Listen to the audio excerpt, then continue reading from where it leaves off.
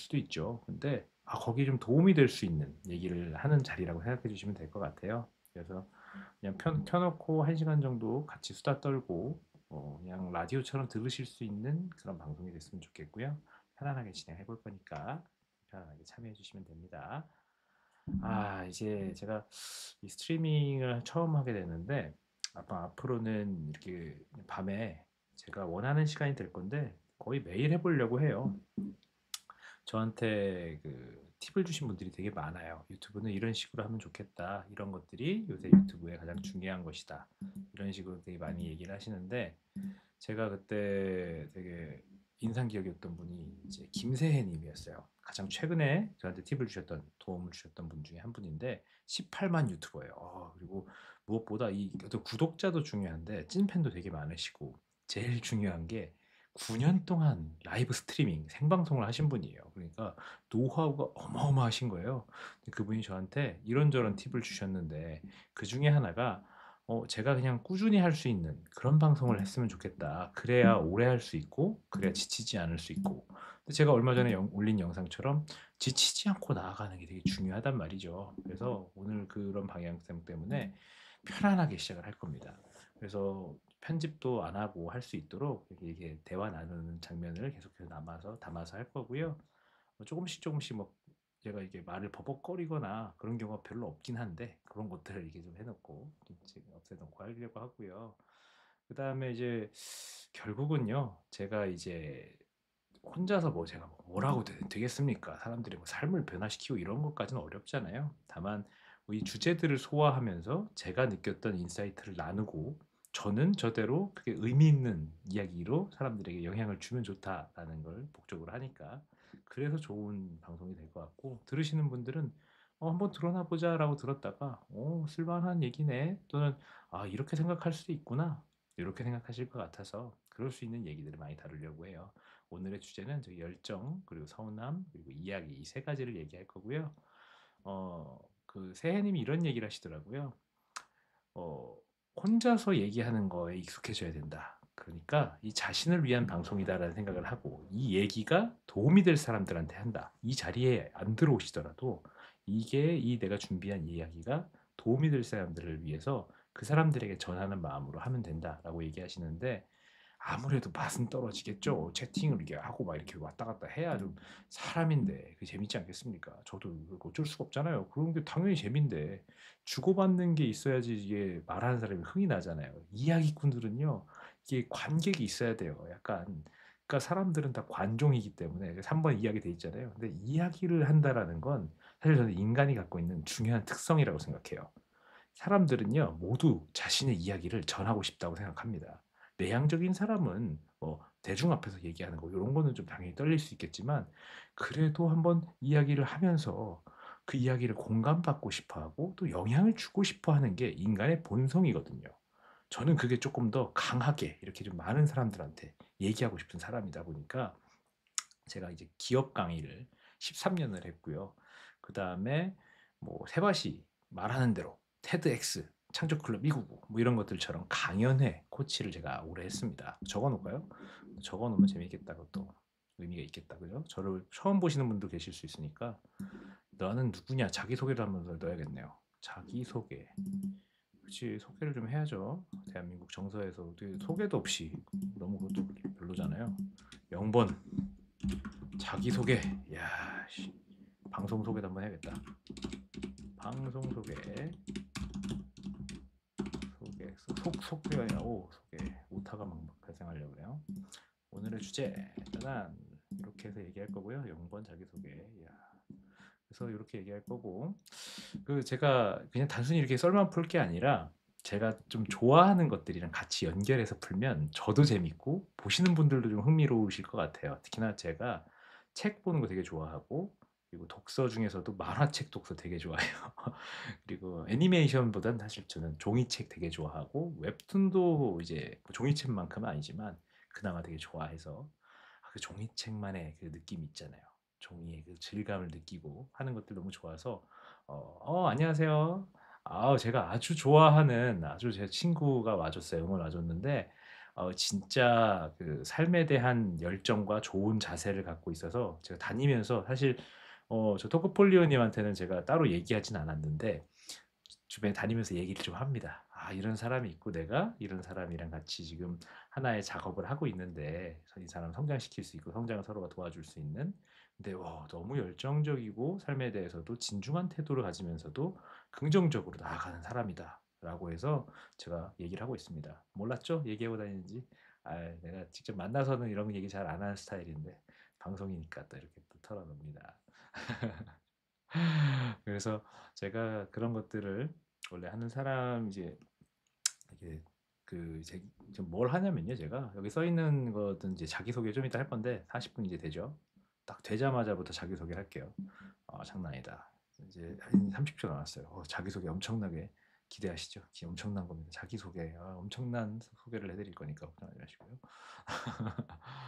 네. 사실 자기소개 시작하고 방송 시작할게요. 이제부터. 쫙 오케이. 네. 어, 야, 좋아.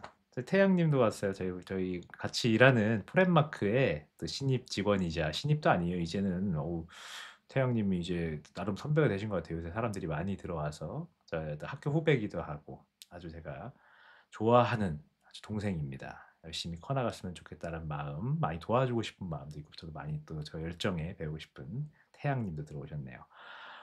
제가 사실 이제 저의 소개를 하자면 저는 일단 13년 차 강사예요. 진짜 오래 버텼다. 여러분 그런 거 아시죠? 이게 강한 자가 살아남는 게 아니라 살아남은 자가 강하다고 했는데 제가 13년 동안 살아남았어요. 엄청나지 않습니까? 살아남았다라는 게. 여러분 기업 강의라는 게 엄청나게 힘들어요. 소위 말해서 빡세요. 왜 빡센 줄 아세요? 별로다 싶으면 안 불러요. 진짜 차갑다니까요. 왜냐면 기업은 강의가 뭔가를 하더라도 성과로 이어져야 돼요. 만족도가 나와야 된단 말이에요. 근데 그 사람들이요. 제가 간 기업이 뭐 삼성전자, 뭐 SK, SK 그룹 다 갔고요. 그다음에 삼성전자 그룹 다 갔고 정말 많은 그룹을 갔거든요. 뭐 인재원부터 해서 삼성전자, 디스플레이, SDI, 뭐 SK도 하이닉스, 뭐 정말 많은 곳을 갔는데 뭐 CNC, 그다음에 뭐 현대자동차도 가고 제가 간 목록만 해도 제가 그냥 이런 거 원래 막 되게 과장해서 얘기하잖아요. 근데 제가 있는 포렌마크라는 곳은요, 기업 교육에서는 정말 잔뼈가 굵고 정말 실력 있는 강사들이 모인 집단이다 보니까 저희는 영업 없이도 13년, 지금 회사가 생긴 지는 사실 2009년부터 대표님이 시작하셨지만 13년, 14년 때 진짜 제대로 이게 오픈이 됐는데 저희가 그 해 동안에 소화한 기업이 정말 뭐 수백이 넘을 거고 횟수도 뭐 몇천 회가 될 겁니다. 진짜 저희가 강의 하나는 대한민국에서 자신 있게 잘한다고 생각하는 그런 곳인데 제가 그 안에서 이사라는 직함을 달고 전임 강사로서 이제 많은 기업들을 이제 강의를 하고 있어요. 근데 제가 살아남았지 않습니까? 살아남은 사람이에요. 그래서 나름의 자신감도 있고 실력도 있고요. 그다음에 그 세바시 아시죠? 세바시라고 해서 대한민국 최고의 강연회죠. 제가 세바시와 인연 맺은 지도 13년째가 됩니다. 제가 2012년부터 인연을 맺고 이제 15년이 됐으니까 횟수로는 거의 4년째 되고 있는 것 같아요. 그 전에 또 제가 테드엑스라는 그 프로그램에서도 강연 코치를 했었고, 그 다음에 JTBC 말하는 대로라는 길거리 버스킹 강연회 유희열 씨랑 하하 씨가 MC를 모셨던 그런 강연회에서의 또 강연 코치 연사분들이 말을 잘 전할 수 있도록 하는 일들을 도왔고요. 그 밖에도 여러 가지 방송 프로그램들의 그런 자문 및 코치도 많이 했습니다. 그러니까 말하는 거에 대해서 전달하는 거에 대해서 굉장히 제가 좀 갖고 있는 어떤 재주가 있는 사람인데 무엇보다 제가 제일 관심 있는 게 맞닿아 있기 때문이 아닌가 싶어요. 바로 이야기입니다. 오늘 주제에 들어가 있는 3번 이야기에 대해서도 좀 이따 풀어볼 거예요. 그런데 제가 가볍게 자기소개를 이제 하는 일로는 했는데요. 사실 제가 이런 일을 하게 된 계기가 있는데 그 얘기는 3번에서 얘기 드릴 거예요. 그만큼 저는 이제 특별한 계기 때문에 제가 강사와 강연 코치 뭐 이런 쪽으로 지금 그리고 이 방송도 그 계기 때문에 하게 된 겁니다. 그 얘기는 좀 이따 잠시 후에 하도록 하고요. 오늘 첫 번째로 얘기할 주제 열정에 대해서 한번 얘기해 보도록 하겠습니다. 제가 열정을 얘기하고 싶은데 제가 제목도 써놨잖아요. 다 재미없고 아무것도 하기 싫어요. 이런 사람 들어오세요라고 돼 있는데 맞아요. 이게 사람마다 이제 어려운 시기가 있죠. 근데 제가 진짜 어렵게 느끼는 시기는 뭐냐면 내 안에 열정이 좀 식었을 때예요. 근데 그런 사람조차도 부러워하는 사람이 있습니다. 누군지 아시겠어요? 열정이 식은 사람을 부러워하는 사람이 있다니까요. 열정을 가져보지 못한 사람이에요. 열정을 단 한 번도 불태울 거를 찾아보지 못한 사람도 있더라고요. 제가 사실 어릴 때 그랬습니다. 뭐에 제가 관심이 있는지도 몰랐고 뭘 해야 즐거운지도 몰랐어요. 그냥 감정적으로 충동적으로만 살아오게 됐고 또 제가 스스로가 막 저에 대해서 막 좀 측은지심을 갖고 있었어요. 자기 동정이라고 하죠. 그러다 보니까 그냥 '어떻게든 되겠지. 세상이 날 몰라주네.' 뭐 이런 생각만 하면서 지내다 보니 누군가 뭐 열정을 불태우고 열심히 하는 사람, 심지어 그게 아까 말한 것처럼 열정이 식어버린 사람, 이런 사람들을 보면서 되게 부러웠습니다. 근데 오늘 그 얘기 드릴 얘기 중에서 그런 사람이 있어요. 한번 보여드릴게요. 대표적인 사람. 요 얘기를 준비했습니다. 제가 요거를 이렇게 해서 틀면은 보일지 모르겠어요. 제가 자료를 준비했는데 방송이 처음이니까 좀 너그러운 마음으로 이해해 주세요. 너무 차갑게 얘기하면은 제가 겁먹어서 못할 수도 있으니까 이럴 때는 응원의 채팅도 쳐주시고 듣고 계신 분들이 계시면 네. 뭐냐면요. 가자. 요건데요. 이렇게 보여드릴게요. 자, 소연이가 이렇게 예쁘지 않았습니까? 보이시죠? 최소연이라는 캐릭터의 슬램덩크에 요걸 키우고 내가 옆으로 갈 수 있나? 오케이.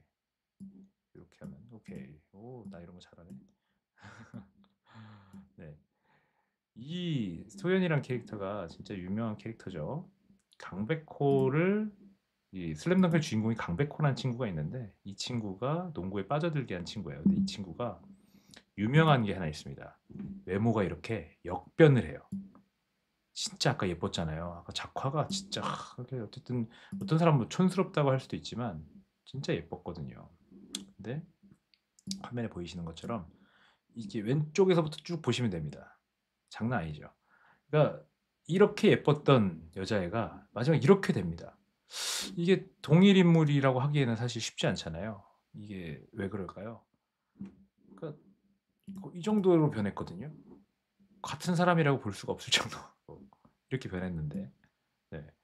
근데 왜 이렇게 됐을까요? 사실 저는 그 이유가 아주 좀 특별하게 좀 느껴지는 얘기가 있어서 그 얘기를 살짝 들려드릴까 합니다. 아까 말씀드렸던 강백호라는 친구가 이 친구거든요. 슬램덩크 모르시는 분이 계실 수 있으니까 명작이지만 만화책 잘 안 보시는 분도 계실 수 있잖아요. 이 친구는요 타고난 그 피지컬 천재예요. 그러니까 그냥 키가 뭐 190 정도 되고요. 운동 능력이 거의 사기급이에요. 민첩하고 점프력도 엄청 높고 거기다가 금방 배워요. 정말 타고난 운동의 재능이 갖고 있었는데 딱 보시는 것처럼 어떠죠? 저는 이런 사람 길에서 만나면 190 정도의 빨간 머리를 하고 피를 막 흘리거나 뭐 저렇게 무서운 표정 짓고 있으면 지나가시라고 어깨를 이렇게 해서 비켜서 어깨를 좁게 해서 지나가게 해드리는 그런 정도의 포스를 갖고 있는데 이 친구는 중학교 때부터 굉장히 유명한 동네에서 유명한 깡패였어요. 양아치 같은 역할을 했죠. 먼저 뭐 이렇게 나쁜 짓을 하지는 않았지만 걸려오는 시비에는 절대 피하지 않았고 이렇게 사람들에게도 이제 공포의 대상이었어요. 특히나 이제 같이 다니는 양호열 뭐 이런 친구들 같이 해가지고 패밀리를 이렇게 뭉쳐 다니니까 얼마나 위협적이겠어요. 근데 이 친구는 나름의 상처가 있었던 친구죠. 이제 그렇게 싸움을 하고 다니다가 이제 아버지가 쓰러졌는데 이제 심장 어떤 문제 때문에 근데 자기가 싸움으로 이게 막 두드려 패거든요. 싸움을 잘해요. 타고나다 보니까. 근데 그 보복하겠다고 빨리 병원에 사람을 부르려고 가야 되는데 수십 명이 몰려와서 그걸 막아버려요. 그러니까 아버지가 돌아가시는 걸 막지를 못할 정도로 그만큼 자기 때문에 소중한 사람을 잃어본 경험까지 한 친구였죠. 이 친구가요. 그런 어떤 상처도 갖고 있고 그리고 이제 타고난 혈기가 있어요. 정말 에너지가 막 엄청난 친구인데 이런 친구가 결국은 이제 그런 자신의 에너지를 막 주체를 못하고 삽니다. 근데 이런 사람들의 특징이 뭐냐면 에너지는 넘치는데 그 에너지를 제대로 불태울 곳을 찾지 못해서 불완전 연소가 되는 거예요. 그러니까 불타지 못한 거죠. 그러다 보니까 늘 불평불만이 많고 그 에너지를 불사를 곳만 찾게 되는 거예요. 그래서 맨날 이렇게 막 첫눈에 반해서 이렇게 차이고 또 차이고 계속 차여요. 친구들이거든요. 아까 근데 계속 이렇게 차이는 삶을 살고 되고 계속 이게 쓸쓸하게 계속 실현당하는 친구인데 이 친구가 계속 싸움질도 계속 한댔잖아요. 이런 이유도 결국은 자신이 에너지를 불태울 곳을 찾지 못해서 그런 거거든요.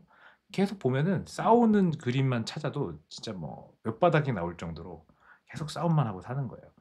그러니까 저는 아까 말한 것처럼 열정을 갖지 못하는 사람들, 그러니까 정말 내가 열정을 불태우고 찾지 못하는 사람들은 이 강백호처럼 사실 좀 스스로가 불평불만만 많게 되고 삐뚤어지는 게 되게 보통이겠죠. 만화다 보니까 되게 우스꽝스럽게 그렸지만 얼마나 이 친구가 무섭고 주변에도 악영향을 주겠습니까? 그 이 친구의 인생은 어떨까요? 당연히 좋을 일도 없겠죠. 이렇게 시간을 보낸다고 한다면 그 인생은 결국 뭐 잘 돼야 유명한 깡패. 그러면 뭐 합니까? 남들에게 피해만 주고 미움만 받고 혐오감만 조성하고 그리고 결국은 뭐 감옥을 뭐 들락날락 하겠죠. 근데 이 친구의 삶이 변화하는 계기가 생깁니다. 이 친구가 99번째 차이거든요.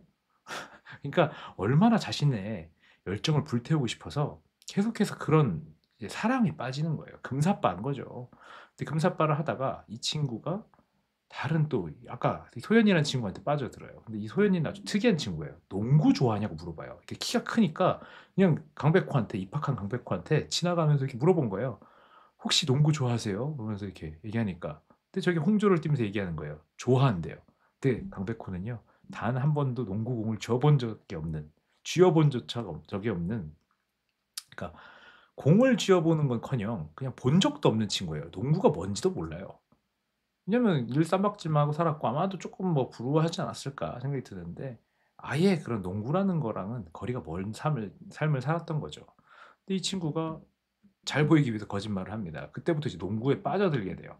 이 친구가 농구에 빠져들게 되는데 치열하게 농구를 이제 처음에는 할 생각은 없었죠. 그냥 잘난 척하려고 농구 잘한다고 뻥을 쳤는데 이제 이, 이 지금 여자의 이 친구가 사실은 이 어떻게 보면 고릴라라고 불리는 이 농구에만 미쳐 있는 오빠가 있는 그런 여학생이었던 거예요. 그러니까 아주 이 여학생도 좀 독특한 여학생이었어요. 농구를 정말 사랑해서 이 친구가 하는 말들이 계속 농구 어떻게 하면은 이제 자기 팀, 이 북산고라는 곳이 있는데 자기 팀을 좀 잘 성공시킬 수 있을까 하다 보니까 나름의 스카웃을 한 거예요. 키가 크고 뭔가 막 운동 잘할 것 같이 생겼으니까 말을 건 거죠. 그러니까 어떻게 보면 영업사원이었어요. 약간 좀 영업을 이제 한 거죠. 그러니까 강백호는 영업을 다 한 거야.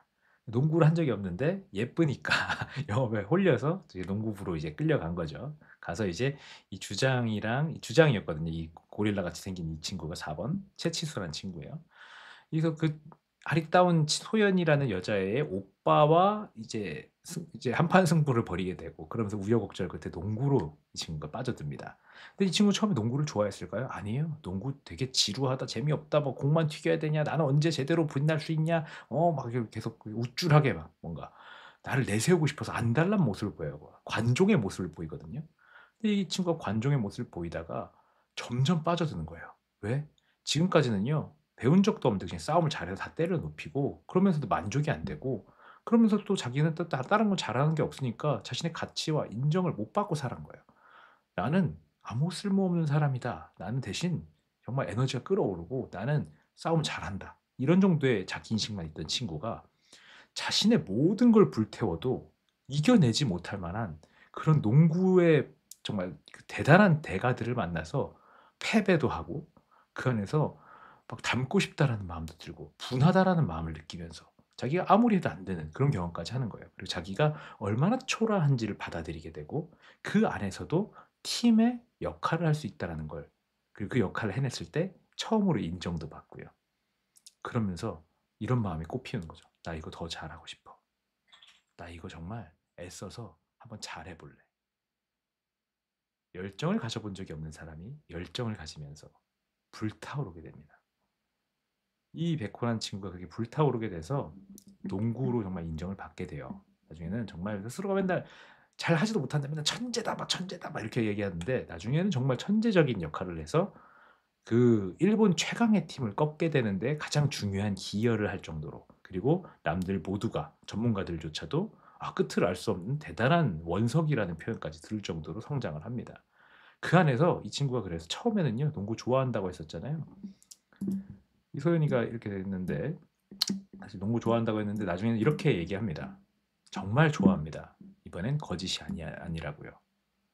이렇게까지 얘기를 해요. 저는 이 장면이 가장 중요한 장면이라고 생각해요. 이 백호란 친구가 큰 부상을 입고 정신이 혼미한 상태에서 이 소연이라는 자신을 이제 농구로 영업했던 영업사원한테 붙잡고 얘기하는 거예요. 그때는 뻥이었는데 이번에 그때는 거짓이었는데 이제 진짜 좋아한다고 요 얘기를 한 거죠. 그러니까 이 백호란 친구는요. 사실 금사빠인 거예요. 근데 소연이라는 여자애한테 금사빠해서 콩깍지가 씌었다가 농구에 콩깍지가 제대로 씌인 거죠. 단 한 번도 빠져들어 본 적이 없을 만큼 온몸을 불태울 만큼의 열정을 농구로 쏟게 된 거죠. 그러다 보니까 어떻게 돼요? 소연이에게 씌었던 콩깍지가 좀 벗겨진 게 아닐까요? 요렇게 왼쪽이 처음 콩깍지가 씌었을 때 그리고 뒤쪽은 약간 콩깍지가 벗겨졌을 때가 아닐까요? 이렇게 하면 너무 소연이한테 제가 좀 막대하는 것 같지만 그런 게 아닐까 생각해 봤습니다. 작화 차이라고는 하는데요. 제 생각에는 의도한 걸 수도 있지 않을까 뭐 약간 의미를 부여하는 게 원래 더 재밌어요. 꿈보다 해몽이니까. 근데 어쨌든 그래서 이 강백호란 친구는 마지막에 가장 본인이 닮고 싶어 할 정도로 가장 얄미웠던 라이벌과 동료로서 성과를 내면서 마무리가 돼요. 자, 이게 슬램덩크의 가볍게 얘기해 본 내용들인데 저는 이렇게 생각합니다. 아까 말씀드린 것처럼 열정을 식어버린 열정조차 부러워하는 사람들은 열정을 가져보지 못한 사람이에요. 콩깍지가 씌었기 때문에 예뻐 보이던 여자애가 좀 덜 예뻐 보일 정도로 농구로 모든 콩깍지가 씌인 거죠. 부럽더라고요. 그만큼 불타오른다라는 건 참 멋진 일입니다. 우리가 생각해 봐야 되는 건요. 어쩌면 내가 진짜 나를 불태우고 싶은 정말 뭐 돈 안 받고도 하고 싶은 내가 지치지 않을 만큼 내 삶의 의미라고 생각할 만큼 내 삶에 내 가치를 인정받는 가장 좋은 도구라고 생각하는 그런 일을 찾아보는 게 되게 중요하다는 생각이 듭니다. 그리고 그런 일이 뭔가 일 자체로 직업 자체로 이어지지 않을 수도 있어요. 어떠한 행위일지 모릅니다. 그냥 내가 뭔가를 대상이 사람일 수도 있잖아요. 소연이었었던 거니까. 내 삶에서 정말 내가 충실하고 싶은 그런 대상들을 찾아보는 거죠. 어떤 일일지, 어떤 사람일지 아무도 모릅니다. 하지만 스스로에게 계속해서 물어보고 많이 행동해 봐야 돼요. 해봐야 알잖아요. 백호도 농구를 그냥 겉에서 봤을 땐 몰랐을 거예요. 해보니까 그 매력을 알았던 것처럼 우리가 진짜 열정 좀 식어버렸다, 아무것도 하기 싫다라고 했을 때는 그때 가장 중요한 시기예요. 스스로를 찾아봐야 되고 강백호의 그 콩깍지가 씌일 만큼 그리고 예쁜 여자에게 껴졌던 그 콩깍지가 벗겨질 만큼의 그만큼의 새로운 열정을 불태울 만한 대상이 있을지도 몰라요. 그럴 때 열심히 찾아보는 게 좋지 않을까 생각해 봅니다. 자, 이렇게 가볍게 썰을 풀어봤고요. 이런 식으로 제가 좋아하는 만화들이나 작품들, 소설이나 드라마, 영화 이런 것들로 한번 풀어보면 어떨까 생각을 해요. 다음엔 좀 더 자료를 좀 잘 보여드릴 수 있는 방식을 한번 취해볼까 하고요. 지금 뭐 첫 방송이니까 이해해 주시고 너그럽게 이해해 주시고요. 두 번째도 있습니다. 그래도 나름 준비하지 않았습니까? 이 정도면 제가 사실 되게 준비성이 철저한 스타일은 아닌데 자랑은 아니지만 근데 제가 방송이니까 그래도 열심히 준비를 해보고 싶어서 제가 준비한 게 있거든요. 물론 이번 두 번째 주제 서운함은요 한 장의 사진만으로 될 것 같아서 이걸로 준비를 해봤습니다. 여러분도 이 드라마를 아마 많이들 보셨을 거예요. 요새 뭐 가장 최근에 가장 핫했던 드라마라고 하면 누구나 입을 모아서 이 얘기를 할 겁니다. 폭삭 소각수다. 그죠? 보신 분 계신가요? 여기 계신 분들 지금 보셨는지 모르겠어요. 보셨으면 보셨다고 해주셔도 좋아요. 자, 폭삭소가 수다 보셨어요? 태양님은 계시나? 차연님, 태양님 계세요? 계시면은 네, 댓글 달아주셔도 좋고요. 안 봤어요? 꼭 보세요. 진짜 잘 만들었습니다. 진짜 잘 만들었어요. 진짜 그 휴머니즘에 대해서 잘 다룰 수 있는 영화라고 해야 드라마라고 해야 될까요? 저는 폭삭수가 수다를 이제 절반 정도 봤는데 이 절반만 봐도 그러니까 한화 한화가 생각할 거리를 되게 주는 여운을 남기는 그리고 이 작가분이 삶에 대한 어떤 시각을 갖고 있는지 사람에 대한 어떤 시각을 갖고 있는지가 아주 은은하게 잘 묻어나는 그리고 막 엄청난 심파 그리고 너무 막그 뭐라고 해야 될까 억지스러운 감동 이런 느낌보다는 조금 더 그 편안하게 그리고 스스로가 좀 삶에 대해서 생각해 볼 거리를 많이 던져주는 그런 작품이라고 생각해서 아주 잘 만들었다 생각하고 실제로도 반응이 되게 좋았죠. 음. 그런데 여기에 보면 제가 되게 좋아하는 배우분이 한 분 나옵니다. 이 배우분이 연기도 정말 잘하시고 캐릭터도 확실하셔서 여러분도 보신 적이 있을 것 같은데, 자, 약간 스포가 될 수도 있지만 요 자료를 보여드리면서 얘기를 한번 해볼게요. 자, 요 배우는요 바로 오정세 님의, 여기 이 아이스 깨끼 먹고 계시죠? 오정세 님이 요 분인데요. 요 분이 연기한 이제 아이유가 주인공이거든요. 주인공 아이유의 이제 의붓아빠입니다. 의붓아빠인데 사실 뭐 의붓아빠도 아니에요. 사실 엄마가 그 당시에는 이게 1950년대 막 60년대 70년대 그때부터 얘기인데, 이분이 그 아이유가 맡았던 배우가 이제 그 애순이라는 캐릭터예요. 애순이가 이제 굉장히 좀 어려운 환경에서 처해서 자라게 되는데, 어머니가 이제 남편을 잃고 나서 재가를 해요. 1화에 나오는 얘기니까 정도는 금방 보실 수 있을 거예요. 재가를 하는데 그 재가한 남자가 저 지금 아이스 깨끼 먹고 있는 남자입니다.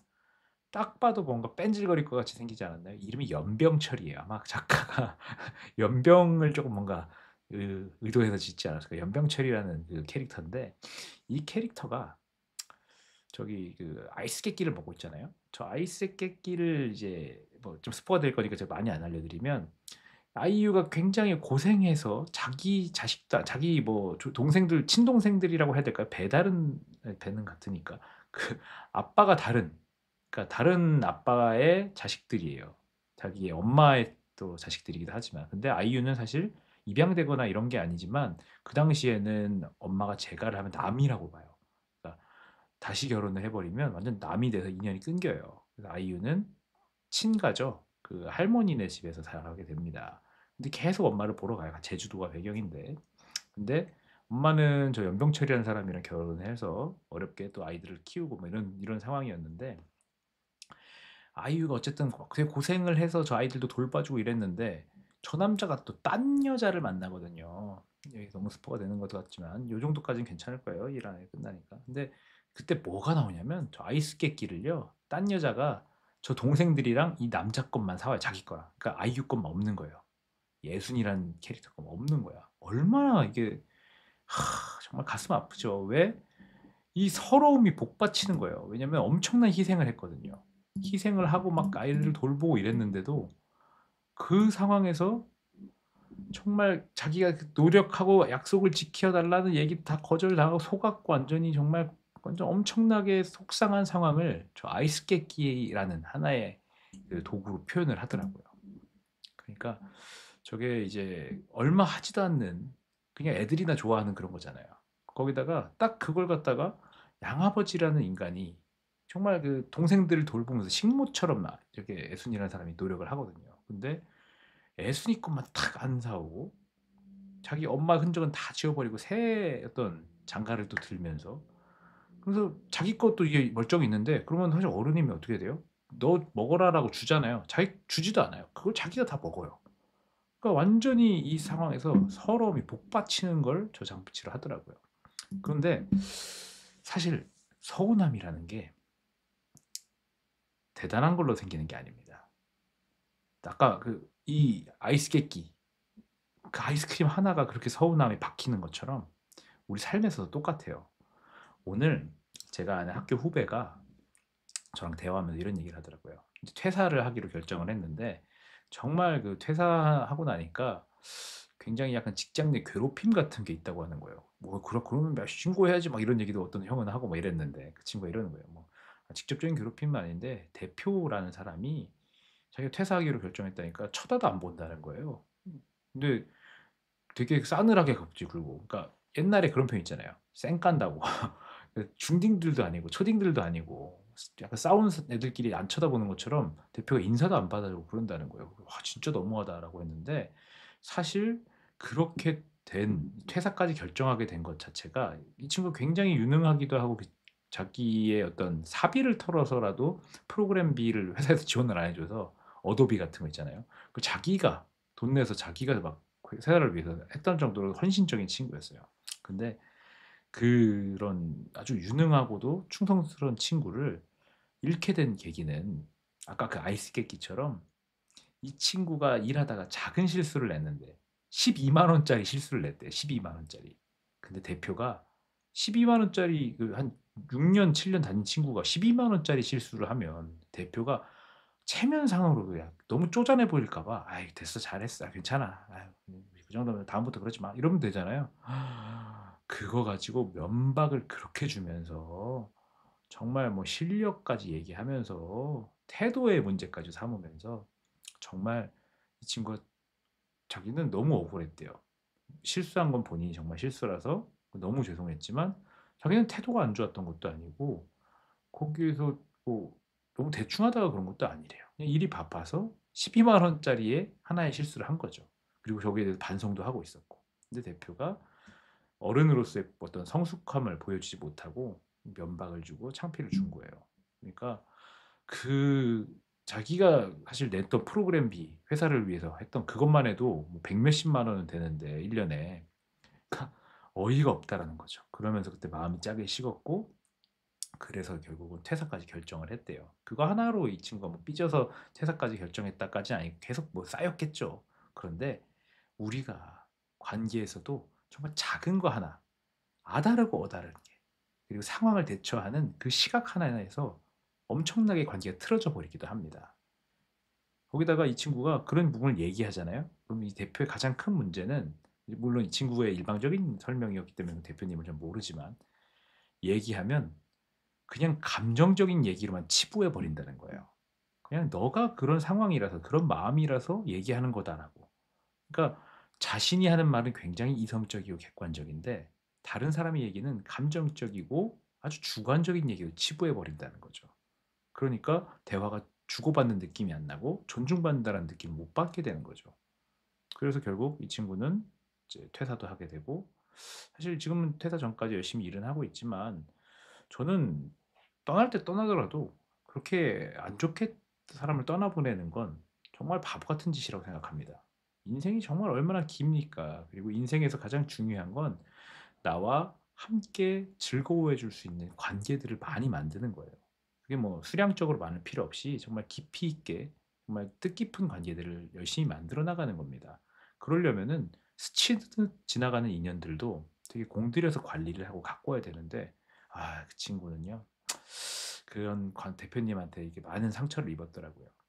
본인은 끝까지 잘하려고 했는데라고 하는데 제가 그래 끝까지 잘해라. 네가 무시당하고 핍박당하고 하는 것들 그런 것들도 그냥 스스로가 노력하는 자부심을 느끼는 어떻게 보면 악조건 속에서도 자기는 끝까지 도리를 다했다라는 그런 마음을 느낄 수 있는 그런 계기로 삼았으면 좋겠다라고 얘기해 줬어요.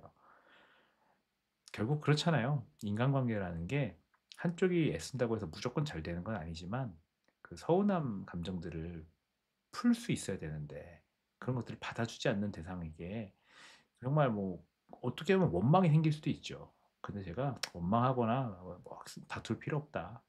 좋은 마무리를 해야 네가 다음에 또 다른 사람들에게도 그런 경험들이 쌓여서 더 잘해주고 좋은 관계를 구축할 수 있을 거다. 이런 얘기 해줬어요. 저는 그렇게 생각합니다.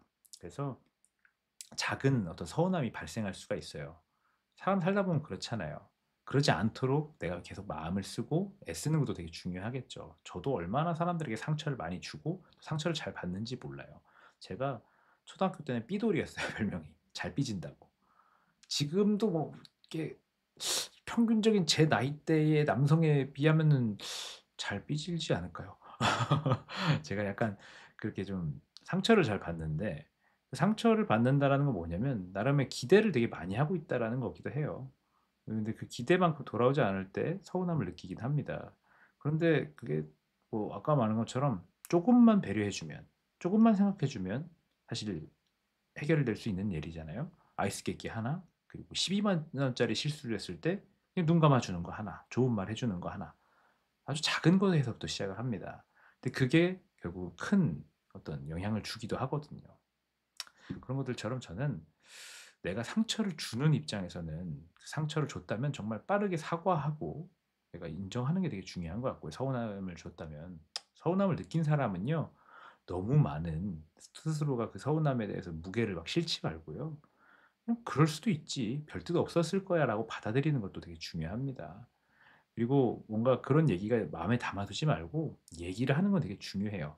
"아 이런 부분 되게 서운했다." 저희 회사에서 일하다 보면 사람이 이게 커뮤니케이션이 그렇게 잘 될 수는 없잖아요. 지내다 보면은 계속 이렇게 뭐 마음에 막 뭐 이렇게 좀 안 내키는 일도 생길 수밖에 없고 가끔씩은 또 '아 이걸 갖다가 내가 말해야 돼, 말아야 돼.' 이런 일들도 생길 수밖에 없잖아요. 저는 대화해야 된다고 생각합니다. 제 책에도 써 있지만 "그럼에도 우리는 대화해야 한다." 이렇게 써 놨거든요. 그러니까 모든 상황에서 무조건적인 빠른 대화가 옳은 건 아니고 다 대화를 하지 않고 좀 기다려 주는 것도 필요할 수도 있겠지만 결국은 우리가 얘기해야만 얘기해도 잘 서로가 소통이 안 되는데 최대한 얘기하고 마주해야 되지 않을까 생각하고요. 서운함이라는 건 결국 아이스 깨끼의 그 하찮음에서부터 시작할 수 있다. 그러니까 스스로의 행동도 잘 돌아보고 또 자신이 그런 작은 거에 서운함을 느꼈다면 또 자신을 잘 풀어내는 것도 중요하겠죠. 대화를 통해서 서운했다면 이런 것들은 사과하고 뭐 아니면 내가 서운함을 느낀다라면 그것도 얘기하고 이렇게 하면 참 좋지 않을까 생각을 합니다. 서운함에 대해서 가볍게 얘기를 해봤고요. 마지막 이야기. 제가 이 채널에 대해서 고민을 많이 했어요. 유튜브. 제가 유튜브 막 배너를 지금 막 바꿨는데 그 배너가 이렇게 돼 있습니다. 여러분도 보셨을지 모르겠지만 제가 원래 인생의 전 종목이었다가 원래 내 인생의 전 종목이었다가 네, 대화의 전 종목이었다가 다시 인생의 전 종목으로 제목을 바꾼 다음에 배너는 제 얼굴만 원래 딱 있었고 그 채널명만 들어 있었거든요. 근데 이렇게 바꿨어요. 어떻게 바꿨느냐? 짜잔. 슉. 이렇게 바꿨습니다. 보이십니까? 안 보이시죠? 이게 접니다. 이게 저의 페이지예요. 저의 소중한 구독자 684명. 오, 686명까지 갔다가 2명 줄었어요. 장난 아닌데. 근데 인생이 흔들릴 때 다시 쓰는 당신의 이야기라고 돼 있는 게 요게 포인트입니다. 요걸 제가 새롭게 바꿔냈거든요. 요 배너. 요게 저는 이제 제 유튜브의 방향이에요. 인생이 흔들릴 때 저의 다시 쓰는 당신의 이야기라는 말 성찰 그리고 회복의 이야기라는 게 제가 이 채널에서 다루고 싶은 얘기입니다. 제가 아까 자기소개를 하면서 13년 차 뭐 강사이자 강연 코치다라고 얘기를 했는데요. 사실 제가 그렇게 이 일을 하게 된 건 아주 좀 우연한 계기, 특별한 계기 때문이에요. 물 좀 한 잔 마실게요. 아, 제가 저는 이제 초등학교 5학년 때 어머니가 돌아가셨거든요. 그게 위암이라는 병으로 1년도 투병 못 하셨어요. 발견했을 때는 이미 말기이셨고 열심히 치료해 보려고 노력했지만 결국은 안 되셔서 돌아가셨어요. 그때 4학년 때부터 아프셔서 5학년 봄에 돌아가셨어요. 4월이네요. 이제 보름 뒤면 어머니 또 기일입니다.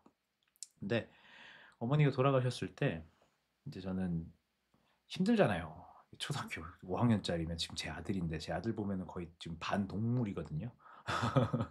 거의 이게 리트리버 같기도 하고 뭔가 약간 이제 사람의 형상을 하고 있지만 약간 사람같이 안 보일 때가 되게 많은데 정말 너무 어리고 아무것도 모르고 혼자서 이게 어떻게 살 수 있지? 막 이런 생각이 들 정도의 친구인데 그 나이 때 제가 어머니를 떠나보냈단 말이죠. 그러니까 얼마나 제가 외롭고 쓸쓸하고 힘들었겠어요. 거기다가 저희 집은 재혼을 했는데 아버지가 재혼을 하셨는데 새어머니가 이게 적응을 잘 못하셨어요. 우울증도 본인이 갖고 계셨고 저희가 저부터가 일단 가장 어린 저도 감정을 안 보여줬어요. 다 숨겼어요. 연기를 했다고요.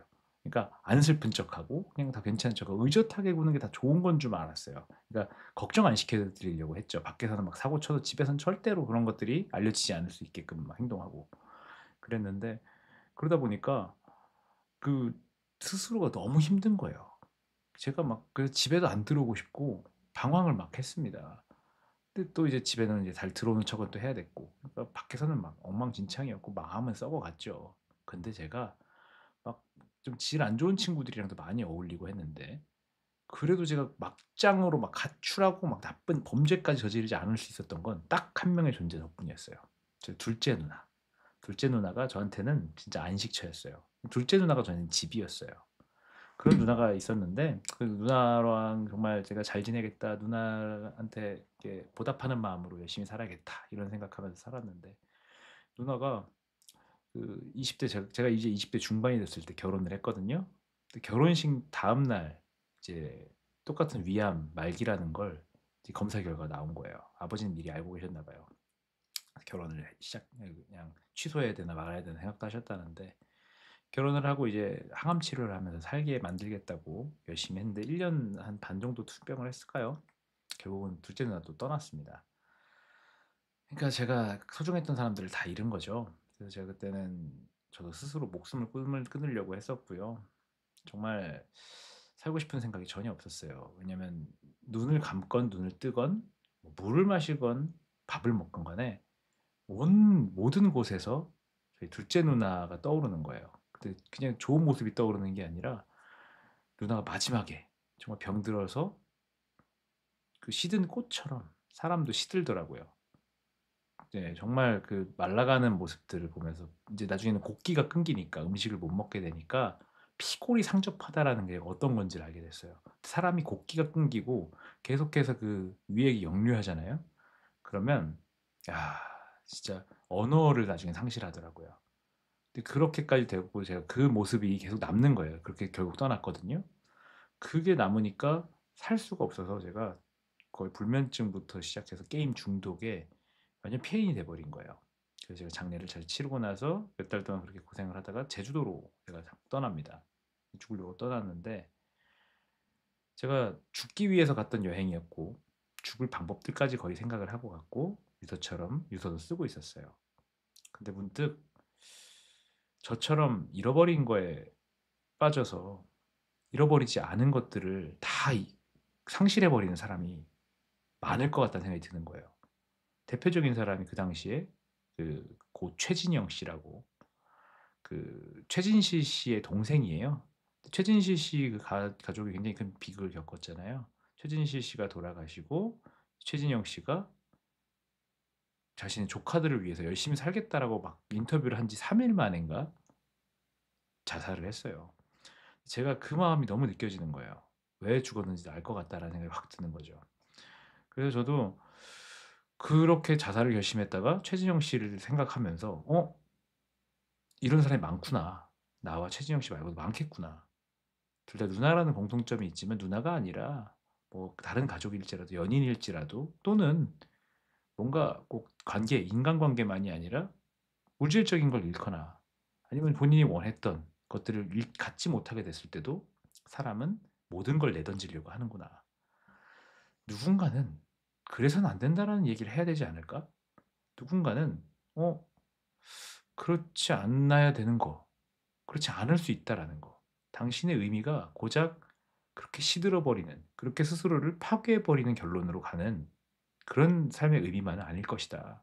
당신이 갖고 있는 삶의 스토리들은, 이야기들은 분명히 의미가 있을 것이다. 우리가 선택적으로 자신의 삶을 결정할지 못하죠. 어떤 일이 일어날지 모르잖아요. 우린 그만큼 미력한 존재잖아요. 그런데 그게 그냥 단순히 저주받았거나 운이 나쁜 게 아니라 누군가를 위한, 스스로를 위한 의미 있는 이야기일 수 있을 것이다라는 생각이 들었어요. 그러면서 제가 살기로 결심을 했어요. 단순 결심만 한 게 아니라 이런 얘기를 알리고 싶다. 인간이 갖고 있는 본능, 누군가에게 이야기를 전하는 것이라고 했잖아요. 그리고 그 사람에게 영향을 주는 거라고 했잖아요. 제가 그걸 느낀 거죠. 아, 내 이야기가 의미가 있겠구나. 내가 깨달은 이 점이 누군가에겐 정말 제가 뭐겠어요. 그 당시엔 더더욱이나 아무 경력도 없고 저는 그때 뭐 스포츠 캐스터 하고 싶었고 뭐 이런 친구였거든요. 대학 내내 막 놀면서 그 뮤지컬, 연극 이런 거나 하고 별 생각이 없었어요. 열정 없이 그 강백호처럼 살았단 말이죠. 농구하기 전에 강백호처럼. 근데 그러다가 제 열정을 불태우고 그걸 찾은 거예요. 아, 내 삶의 의미는 이 수많은 고난들을 내가 다른 시각을 통해서 살아가게 만든, 스스로를 살게 만들었던 이 이야기를 전하는 것이구나. 라는 생각을 했어요. 그러면서 그래, 그럼 어떻게 하면 될까라고 하다가 지금 있는 포렌마크라는 곳을 만나서 그때부터 강의를 하기 시작했고요. 그러면서 또 다른 이제 경로로 세바시와 뭐 테드나 이런 데는 연결이 돼서 제가 참 잘하는 게 누군가 이야기에 관심을 갖고 그 이야기가 잘 전할 수 있도록 만드는 일이더라고요. 그런 일을 하기 시작한 지가 벌써 13년째입니다. 근데 제가 작년에 책을 내고 이렇게 이야기를 전하는 걸 이제 다시 하게 됐는데요. 기업에서는 기업이 어떤 원하는 바를 좀 충족시켜 주는 것만 하다 보니까 제 이야기를 전하기는 좀 어려운 거예요. 그런데 이제 유튜브라는 이 소통의 도구는 제 이야기를 좀 전할 수 있겠다라는 생각을 하기 이제 해서 작년 이제 12월부터 이제 제가 채널을 개설을 했고요. 되게 열심히 하고 있습니다. 제가 이렇게 PPT도 아까 보셨지만 제가 잘 못해요, 원래. 정말 그런 거 서툰데 제 영상 보신 분들은 아시겠지만 하루하루 늘어갑니다. 그만큼 그게 그냥 늘겠습니까? 그만큼 제가 애쓰고 있다는 거예요. 노력하고 있어요. 물론 기술의 발전이 저를 도와주고 있긴 하지만 그만큼 저는 제 이야기를 전하기 위해서 애쓰고 있고 아직 그 성과가 잘 나고 있지는 않은데요. 근데 제가 이렇게 해야겠구나라는 생각이 들었어요. 저는 이야기를 전하고 싶다고 했잖아요.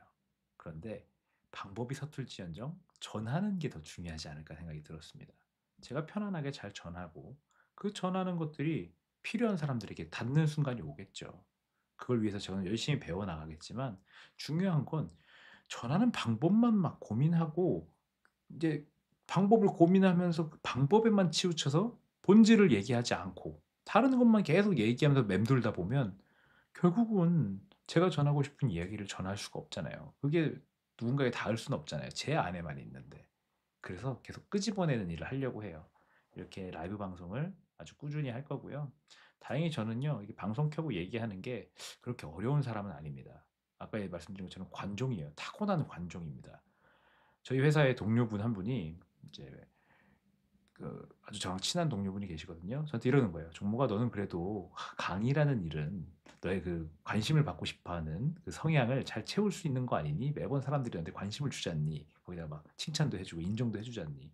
거기다가 우리 회사는 너의 그 어떤 인정욕을 잘 알기 때문에 사람들이 다 너를 굉장히 인정해 주지 않니? 넌 참 운이 좋은 것 같아."라고 해서 제가 웃으면서 이렇게 얘기했습니다. 형 고마운데 인정 많이 받고 나도 되게 잘 알아줘서 되게 잘 고맙고 다들 애써주는 것 같아서 참 감사한 마음이 있는데 근데 솔직히 고백하자면 나는 내가 받고 싶은 인정은 그 정도 수준이 아니야. 나는 잠실 주경기장에서 전 종목을 연호해야 돼. 전 종목, 전 종목 이래야 그 충족이 돼. 라고 얘기할 정도로 타고난 관종이에요. 제가 학교 다닐 때도 제가 축제 사회부터 해서 축제 기획부터 해서 대형 뮤지컬 몇 천 명이 막 들어가는 뮤지컬도 제가 나간 적이 있고요. 오죽하면 제가 그렇게 사회를 잘 보다 보니까 그 '스포츠 캐스터를 해야겠다.' 이런 생각도 했겠습니까. 축제 노래 대회 나가서 두 번을 우승했고요. 그만큼 얼마나 제가 관종인지 몰라요. 그런데 그런 관종인 저라서 다행히 이렇게 떠들고 얘기하는 거 너무 좋아요. 관심을 막 고프기 때문에 너무도 그런 것들은 잘 맞는데 문제는 이제 어떻게 사람들을 좀 들어오게 할 것인가 이런 생각이 들죠. 근데 그 유튜버 김세혜라는 분이 저한테 고마운 말씀 하셨어요. 들어오든 말든 해라. 어?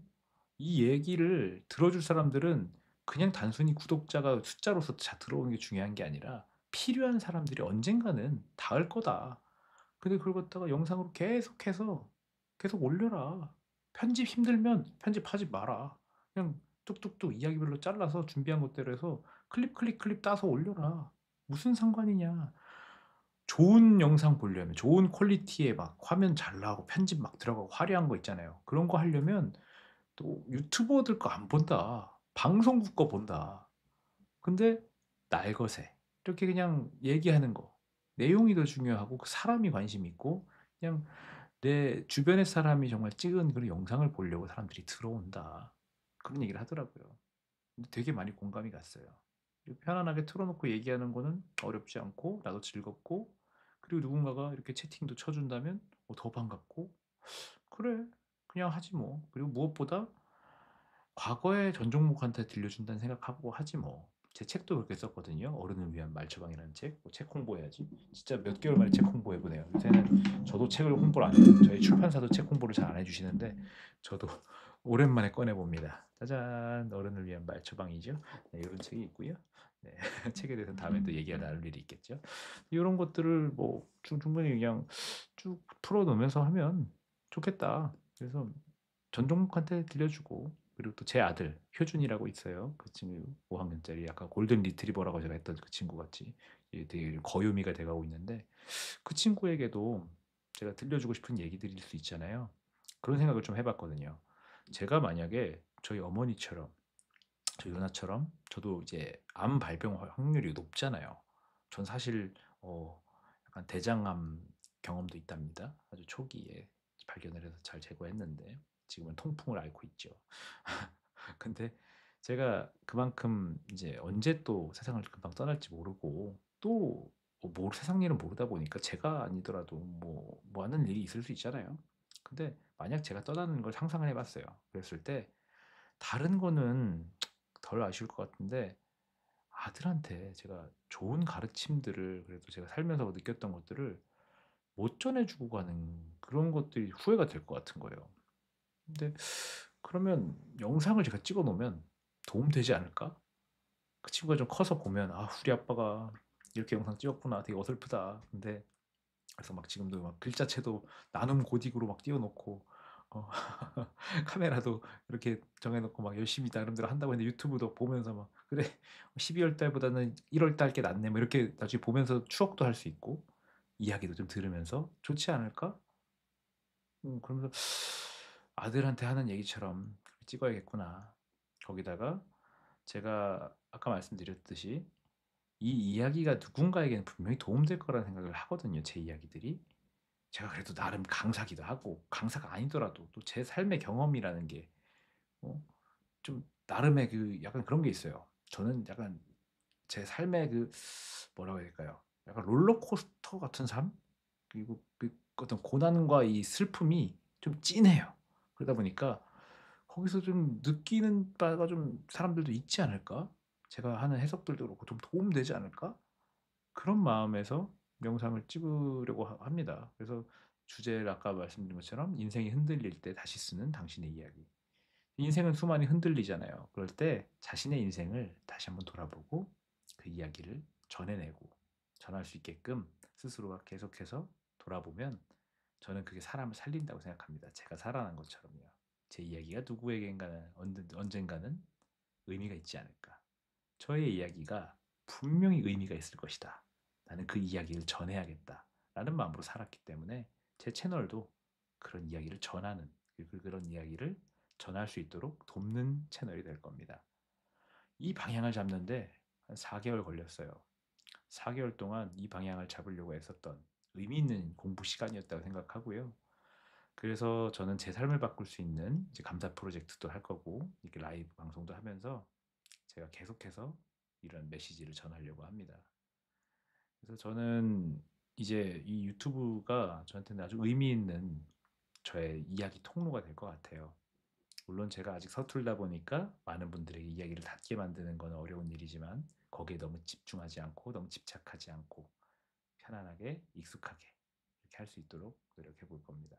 많이 관심 가져주시고 사랑해 주시고 응원해 주시고, 정말 저는 사람들을 만나고 싶어요. 제가 어떤 분들이랑 저랑 이렇게 대화를 하는지가 너무 궁금해요. 어떤 분들이 제 얘기를 들어주고 계신지도 궁금하고, 그래서 언제나 댓글 환영이고 채팅 너무 좋고요. 환영이고요. 제가 아는 분들이 오셔도요. 언제 이런 얘기를 또 서로 나눠보겠어요. 평소에 알던 얘기일 수도 있고 뭐 이런 얘기 나눈 경험이 있을 수도 있지만, 이렇게 편하게 전하면서 다른 얘기들도 많이 드릴 거거든요. 저는 그러고 싶어요. 네. 아유, 너무 감사해요. 제가 이제 그 가장 요새 많은 관심을 가지고 응원하는 그런 저희 친구분이고요. 제가 이제 이 남들 돕는 일은 제가 기깔나게 잘하거든요. 제가 그걸로 인정받고 이 자리까지 온 사람 아니겠습니까? 밥 벌어먹고 사는 이유가 그런 건데, 제가 그런 부분의 노하우를 최대한 집대성하고 있고, 그리고 이렇게 유튜브 이런 것들도 제가 진짜 많이 배우고 있어요. 제가 그 러닝 어질리티라고 하죠. 학습 민첩성이라고 해야 될까요? 제가 그게 높은 사람이에요. 몰랐는데 제가 진짜 빨리 잘 배워요. 그래서 제가 배우는 노하우들을 저한테 적용하는 게 제가 쉽지 않은데 제가 남들한테 알려주는 건 정말 그래도 수월하거든요. 그래서 그런 부분에 있어서 되게 많은 분들을 돕고 싶고 저기 계신 분한테도 제가 열심히 도와드리려고 애쓰고 있습니다. 그래서 오늘 방송 함께 해주셔서 너무 감사해요. 진짜 너무 감사하고 또 저희 또 한번 봅시다. 제가 강의 때문에 요새 바빠가지고 못 만나고 있는데 만나서 곧 얘기 나누고 또 서로가 계속 도움을 주고받으면 참 좋을 것 같다는 생각이 들고요. 어, 제가 또 이제 다음 아마 방송들은요. 제가 평소에 하루에 그냥 돌아보면서 있었던 얘기들이나 제가 생각을 정리한 것들, 오늘처럼 만화책이나 만화나 소설이나 드라마나 영화나 아니면 다른 책들, 아니면 제가 스스로가 삶에서 느꼈던 성찰들을 나누게 될 것 같고요. 그리고 제가 잘하는 것들도 알려드릴 거예요. 제가 전달력 이제 책을 쓰고 있는데 그 얘기도 한번 들려드릴까 하고 제가 또 대화법에 이제 책을 쓰지 않았습니까? 아까 살짝 들었던 어른을 위한 말 처방 이런 책을 제가 썼던 사람으로서 이런 인간관계와 대화에 대한 얘기도 드릴 거고 무엇보다 저 삶의 이야기들을 이제 조금씩 풀어낼 거예요. 조금씩 풀어내는 그런 과정이 될 거고 계속해서 그런 애쓰는 과정이 될 거라고 생각하고요. 제가 아까 말씀드렸던 이제 전 영상에서 말씀드렸던 게 있어요. 감사 프로젝트를 스스로가 할 거라고 지금 하고 있어요. 근데 조금씩 변화가 있는 것 같은 아주 지금 잘 모르지만 3일밖에 안 됐으니까 나아질 것 같다는 기대감이 많이 드는 거니까 그런 것들도 지켜봐 주시면 좋을 것 같고요. 어, 이제 이 채널의 정체성이 잡혔으니까 꾸준히 열심히 해볼 겁니다. 그럴 때 여러분도 주변에 혹시라도 이런 얘기가 필요하겠다. 이 사람 좀 인생이 흔들리는 것 같다. 이럴 때 추천해 주시고 그런 사람 보여주세요. 제가 뭐 많이 막 사람들이 보는 걸 그렇게 막 거기 원래는 좌우하던 사람이었지만 관종이었지만 그런 거에 집착하지 않으려고 합니다. 그게 오래 할 수 있는 가장 좋은 길이라고 생각하니까요. 그런 마음으로 열심히 해볼 테니까 여러분도 각자의 방면에서 자신의 이야기를 잘 전하시고 잘 만들어 가시기 바라고요. 그걸 제가 도울 수 있는 그런 자리가 있기를 바라면서 오늘 벌써 1시간이 됐습니다. 본 방송은 40분부터고 딱 1시간 됐는데 함께 해주신 분 덕분에 제가 정말 의미 있게 얘기를 더 잘 전할 수 있었던 것 같고요. 정말 진심으로 감사드리고요. 밤이 늦었습니다. 편안한 밤 되시고 또 다음에 또 찾아와 주세요. 네, 마무리하겠습니다. 감사해요.